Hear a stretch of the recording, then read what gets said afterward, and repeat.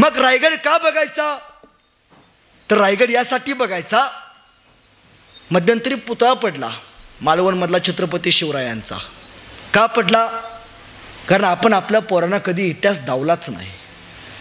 यदा कदाचित तर पुतळा बांधणाऱ्या शिल्पकाराला एकदा रायगडावरची हिरोजी इंदलकरांची पायरी जरी दाखवली असती तर त्याला कळालं असतं की निष्ठा म्हणजे काय असतं. सगळ्याच गोष्टी टक्केवारीत नाहीत होत, काही गोष्टींसाठी इमान सुद्धा द्यावं लागतं. रायगड का दाखवा पोरांना? रायगड यासाठी दाखवा, जर आपली पोरं इंजिनिअरिंग करत असतील तर त्याला सांगा की बाबा ऐक, जगाच्या पाठीवरती एकमेव असा राजा होऊन गेला जो जगातला सगळ्यात मोठा इंजिनियर आहे. जगातला सगळ्यात मोठा इंजिनियर म्हणतोय मी, एकमेव असा इंजिनियर आतापर्यंत एकही झाला नाही. ते म्हणजे छत्रपती शिवाजी महाराज. का? तर एकमेव असा इंजिनियर आहे ज्यांनी स्वतःच्या वास्तूची गॅरंटी दिली. तुमच्या घराची तुम्हाला गॅरंटी माहिती आहे किती वर्ष टिकणार आहे? आता पुढच्या पोरापर्यंत माहित नाही म्हणा की. विचारा इंजिनियरला की बाबा माझं घर किती वर्ष टिकेल. इंजिनियर नाही सांगू शकत, नाही माहीत आपलं घर किती वर्ष टिकणार आहे. पण महाराजांना माहिती आहे.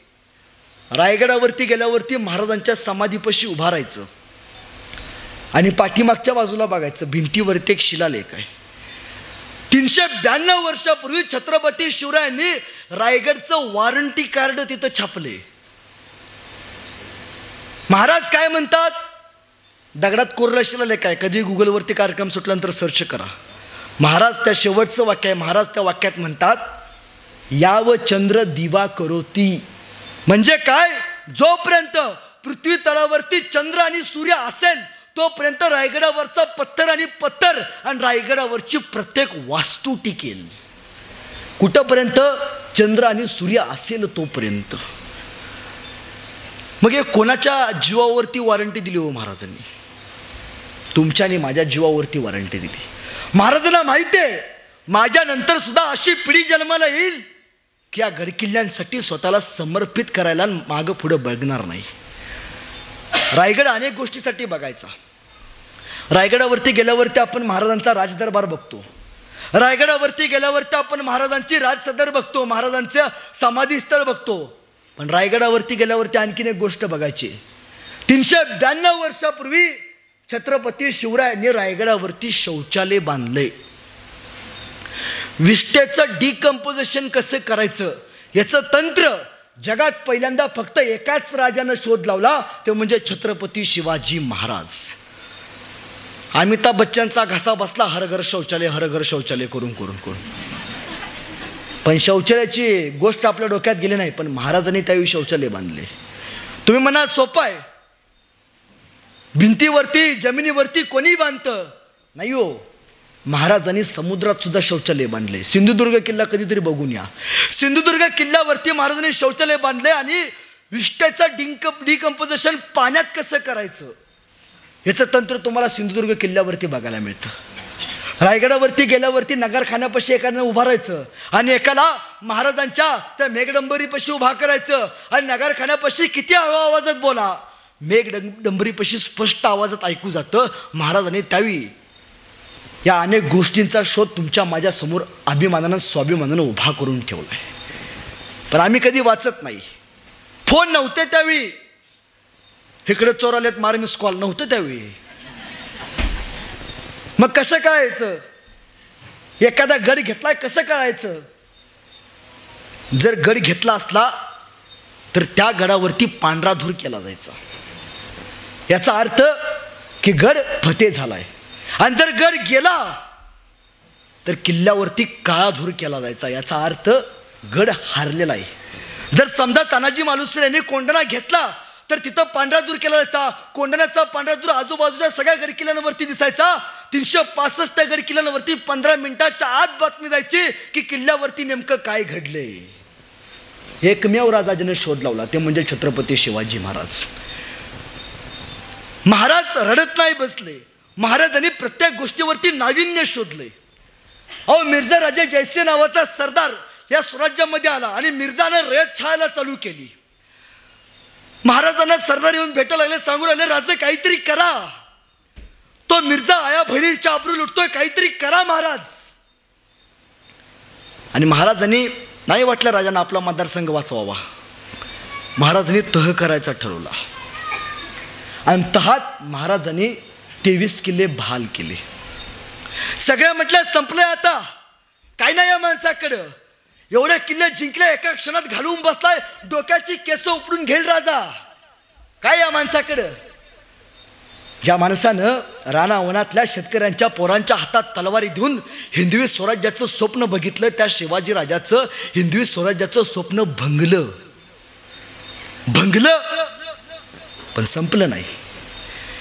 9 वर्षांनी महाराजांनी परत राखेतून भरारी घेतली. 9 वर्षांनी महाराजांनी हिंदवी स्वराज्य स्थापन करून दाखवलं. 9 वर्ष अगोदर महाराजांनी तहात 23 किल्ले बहाल केले, त्यावेळी महाराजांकडे फक्त 16 किल्ले उरले. 9 वर्षांनी महाराजांचा राज्याभिषेक झाला. राज्याभिषेक शके नोंद आहे की महाराजांकडे 365 किल्ल्यांचं साम्राज्य आहे. 9 वर्षात घराचा दरवाजा बसवायचा होत नाही आपल्याला. महाराजांनी 365 किल्ल्यांचं साम्राज्य उभा केलं.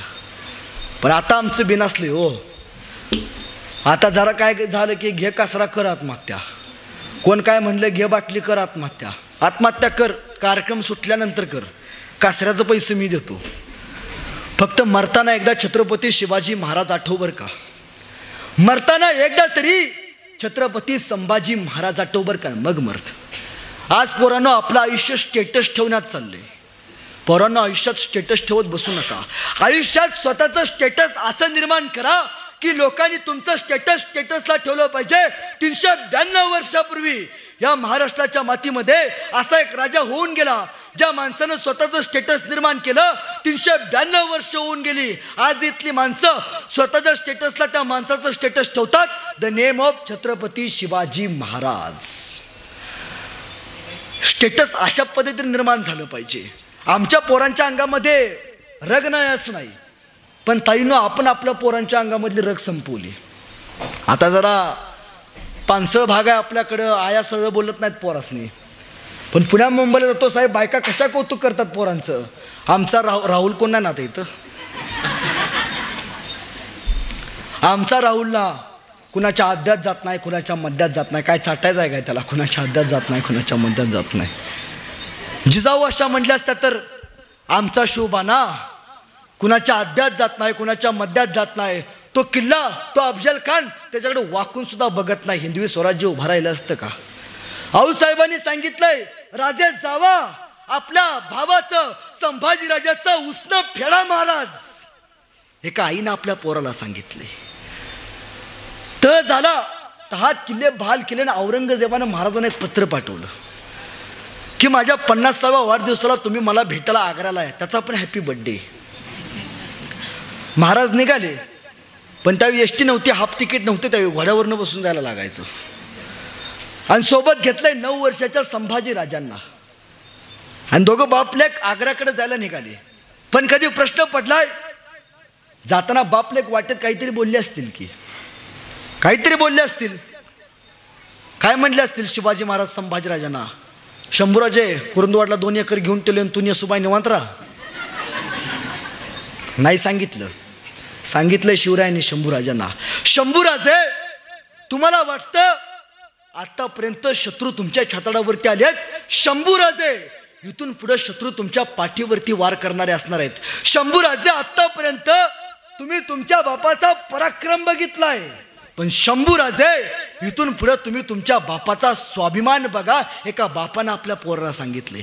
तुम्हाला वाटतं तुमच्या पोटी छावा जन्माला यावा, तुम्हाला वाटतं तुमच्या पोटी छावा जन्माला यावा, त्यासाठी पहिल्यांदा बाप सिंह असला पाहिजे. छत्रपती संभाजीराजांचा बाप सिंह होता, त्यावेळी त्यांच्या पोटी संभाजीराजासारखा छावा जन्माला आला. आणि महाराज आग्र्याच्या दरबारात गेले. आणि त्यावेळी औरंगजेबाने एक झरी चाल टाकली आणि संभाजीराजांना मागच्या रागेत उभा केलं. नामवंत सरदार, ज्या सरदारांना महाराजांनी आसमान दाखवलं होतं, त्यांच्या पाठीमागं शिवरायांना उभा केलं. महाराष्ट्राचा स्वाभिमान उफाळला, सगळ्या मनसबदारी फेकल्या आणि महाराज औरंगजेबाचा दरबार सोडून तडक निघाले. आतापर्यंत आलमगीर औरंगजेब याचा अपमान अखंड हिंदुस्थानामध्ये कोणी केला नव्हता. आलमगीर औरंगजेब याचा अपमान अखंड हिंदुस्थानामध्ये फक्त एकाच राजानं केला. त्या राजाचं नाव म्हणजे छत्रपती शिवाजी महाराज. पण तुम्हाला याच्या पलीकडचा इतिहास किती लोकांना माहिती आहे? तेव्हापासून शिवाजीराजे औरंगजेबाच्या दरबारात गेले नाहीत. मी काय सांगतोय कान देऊ नका. पण शिवरायांचे प्रतिनिधी म्हणून संभाजीराजे औरंगजेबाच्या दरबारात येत जात असत. त्यावेळी औरंगजेबाचा एक हत्ती होता आणि तो हत्ती 9 वर्षाच्या संभाजी महाराजांना खूप आवडलेला. आणि त्या हत्तीला घेऊन संभाजीराजे सगळ्या गल्लीतनं फिरायचे. या 9 वर्षाच्या संभाजीराजाची चेष्टा करावी म्हणून औरंगजेबानं संभाजीराजांना बोलावणं धाडलं. काय सांगतोय कांदू नाही का? त्यावेळी औरंगजेब संभाजीराजांना एक प्रश्न विचारतोय. 9 वर्षाच्या औरंगजेब म्हणतोय, शंभूराजे ये हाथी आपको बहुत पसंद है मेरा. काय म्हणतोय? शंभूराजे ये मेरा हाथी आपको बहुत पसंद है, लेकिन शंभूराजे ये हाथी इतना बड़ा है और आप इतने छोटे हो, इस हाथी को आप महाराष्ट्र में कैसे ले जाओगे?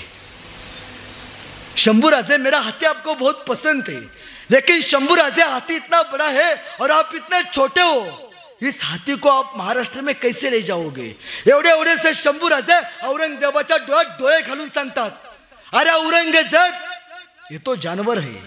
अरे औरंगजेब ये तो जानवर है, बैठ कर जाएंगे, नहीं आया तो खींच कर ले जाएंगे. लेकिन औरंगजेब हमारे आबा साहब ने जो आपको किले दिए वो अभी महाराष्ट्र में, उन्हें आप आगरा कैसे ले आओगे? बाणेदारपणे समय सूचकता दाखवणं काय असतं, प्रत्युत्तर दाखवणं काय असतं, या सह्याद्रीला शिवरायांनी आणि संभाजी राजांनी शिकवलं. प्रत्येक माणूस महाराजांनी नवीन प्रेरणा घेत इथं जोडला गेलाय. महाराज एकदा जत्रेत जात होते आणि जत्रात समोर एक हत्तीचं रान रे ताकतीचं एक पोरग चालत येत होतं. महाराजांनी त्या पोरला बघितलं आणि महाराज म्हणाले, यसाजी हे पोरग मला माझ्या स्वराज्यात हवाय. यसाजी गेले त्या पोरला धरलं आणि राजांच्या समोर आणून उभा केलं. राजा म्हटलं, हत्तीच्या ताकतीचं पोरग. राजा म्हटलं, काय करतोस र? काय नाही जी, खातो पितो आणि झोपतो. राजा म्हणाले, माझ्या स्वराज्यासाठी काम करणार का? ते पोरग म्हणाले, काय करावं लागेल जी? काय नाही, खायचं प्यायचं झोपायचं आणि कोण आडवं आलं की कापायचं, एवढंच काम करायचं. त्या पोराचं नाव संभाजी कावजी कोंढाळ, शिवरायांचा पहिला बॉडीगार्ड. ह्याला कुठे घेतला तर शिवरायांनी याला अफजल खानाच्या वधावेळी घेतला. कारण अफजल खानाचं वजन आणि ह्याचं वजन एकच आहे. कुस्तीत पैलवान उतरायचं म्हणल्यावरती एका वजनी गटातलं पाहिजेत ना, कुस्ती रंगत नाही. महाराजांची बुद्धी तिथे वेध घेते. महाराजांनी या स्वराज्यातले लिंबू टिंबू पोरं गोळा केली. त्या पोरांना घ्यायचे आणि जंगलामध्ये जायचं आणि त्यांना विटीदांडूचं तलवारबाजीचं प्रशिक्षण द्यायचे आणि त्यांना सांगायचं की बाबा, बाहेरून कोणीतरी अनोळखी व्यक्ती येताना दिसलं तर तुम्ही तलवारबाजी तिथंच थांबवायची, तिथं विटीदांडूचा खेळ करायचा. कारण बाहेरच्या शत्रूला कळू नये की आत स्वराज्याची गाठ बांधली जात आहे.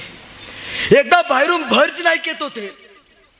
महाराजांनी काय केलं होतं तर जंगलाच्या बाहेर 2 पोरं उभी केली होती आणि त्यासने सांगितलं होतं की बाबा रे, बाहेरून कोणीतरी अनोळखी व्यक्ती येताना दिसला तर तुम्ही कुठला तरी पक्षाचा आवाज काढा, म्हणजे मला समजेल की बाहेरून कोणीतरी अनोळखी व्यक्ती येताना दिसते. एकदा भरच नाही केला निघाले.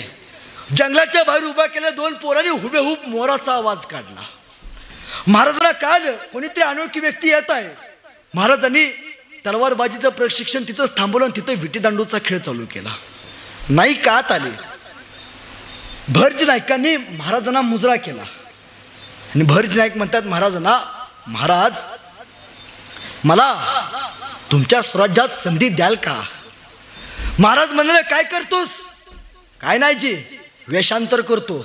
असं वेषांतर करतो, लोक म्हणतात अख्ख्या मावळात माझ्यासारखं वेषांतर कोणी करत नाही. ठीक आहे, उद्या ये.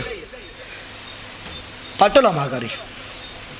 भरज नाईक 2-4 पावलं पुढे गेला, पुन्हा माघारी आला आणि राजांना म्हणाला, राज, जंगलाच्या बाहेर जी तुम्ही 2 पोरं उभी केलायसा त्यासनी सांगा की मोर या दिसात वरडत नसत्यात म्हणून.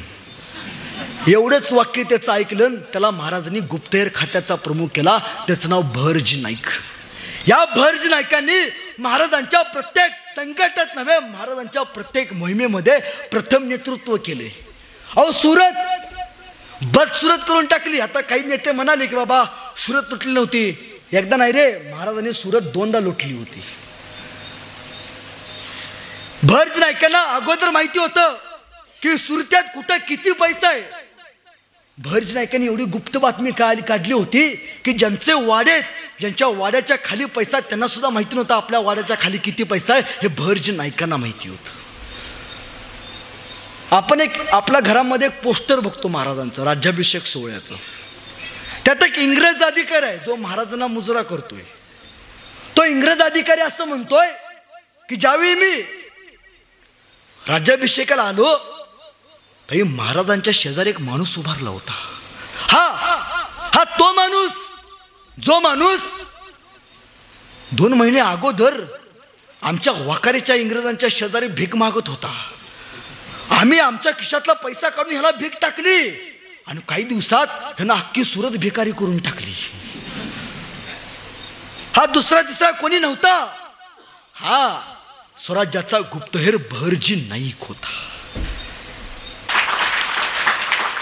आणि जसं आईवरती प्रेम करतो ना, तसं पोरांनो आयुष्यात आपण एकदा तरी आपल्या बापाला मिठी मारली पाहिजे. किती लोकांनी आपल्या बापाला मिठी मारली हो? नाही धाडस होत बापाला मिठी मारायची. बाप जिवंत आहे तोपर्यंत बापाला मिठी मारा. बाप मेल्यानंतर 10,000चा हार घेऊन गेला ना, बाप जिवंत करता येत नाही. बाप मेल्यानंतर 20,000चा जरी घरात फोटो करून बसवला ना, बापाला परत उभा करता येत नाही. तुम्हाला माहिती आहे शिवरायांची संभाजीराजांची शेवटची भेट पन्हाळ्यावरती झाली. एका पोराला माहिती नव्हतं बापाला शेवटचं बघायचं आहे. संभाजीराजांनी शिवरायांना मिठी मारली आणि शंभूराजांच्या डोळ्यातून अश्रू शिवरायांच्या पाठीवरती पडले. आणि काही वेळानंतर शिवाजी महाराज तिथून निघून गेले. शेवटची भेट ठरली. अंत्यविधी सुद्धा संभाजीराजांच्या वाट्याला आले नाहीत बापाची. बाप आहे तोपर्यंत बापाला खांद्यावरती घेऊन मिरवायला शिका. बाप मेल्यानंतर गावाला 10,000चं 20,000चं गोडधोड घातलं ना तरी बाप पहिल्यासारखा आनंदीन अभिमानानं स्वाभिमानानं नाही उभा करता येत. शिवचरित्र या साध्या साध्या गोष्टीतून आपल्याला शिकायचं आहे. शिवरायांच्या इतिहासातून कुठली गोष्ट शिकायची तर महाराज हे शूर होते, पराक्रमी होते, पण त्यांच्याकडून प्रेरणा घेण्यासाठी सुद्धा अनेक गोष्टी येतो. महाराजांचा जन्म झाला त्या किल्ल्याचं नाव काय? शिवनेरी. आणि महाराजांचा मृत्यू झाला त्या किल्ल्याचं नाव काय? रायगड. शिवनेरीचे पहिले 2 अक्षर म्हणजे शिव आणि रायगडाचे पहिले 2 अक्षर म्हणजे राय. हे 2 शब्द तयार केल्यावरती एक शब्द तयार होतो. तो शब्द म्हणजे शिवराय. शिवाजी हे नाव कधीतरी उलटं वाचा. ते होतं जीवाशी. सर्वसामान्य माणसाच्या जीवाचं रक्षण व्हावं यासाठी एक माणूस आयुष्यभर स्वतःच्या जीवाशी खेळत आला. त्याला छत्रपती शिवाजी महाराज म्हणायचं. मग बघा ना, महाराजांनी 365 गडकिल्ले या महाराष्ट्राच्या मातीमध्ये आज उभा केलेत. किती लोक आपण गडकिल्ले बघायला जातो? रायगड किती लोकांनी बघितला? हात वरती करा, हात खाली करा. गोव्याला किती लोक गेलती? तिकडं बरं झालं, सुचतंय बरं. आयुष्यात एकदा तरी आपण आपल्या राजाचा रायगड बघितला पाहिजे. का बघितला पाहिजे माहिती आहे? मी कुठल्या धर्मावरती टीका करत नाही, पण जसं मुस्लिम धर्माचं हजला गेल्याशिवाय आयुष्याचा अर्थ पूर्ण होत नाही, तसं प्रत्येक मराठी मावळ्याचं रायगडला गेल्याशिवाय आयुष्याचा अर्थ पूर्ण होत नाही. जगात 3.5 शक्तिपीठ आहेत. जगात 3.5 शक्तिपीठ आहेत, पण त्याबरोबर 2 प्रेरणापीठ सुद्धा बरं का.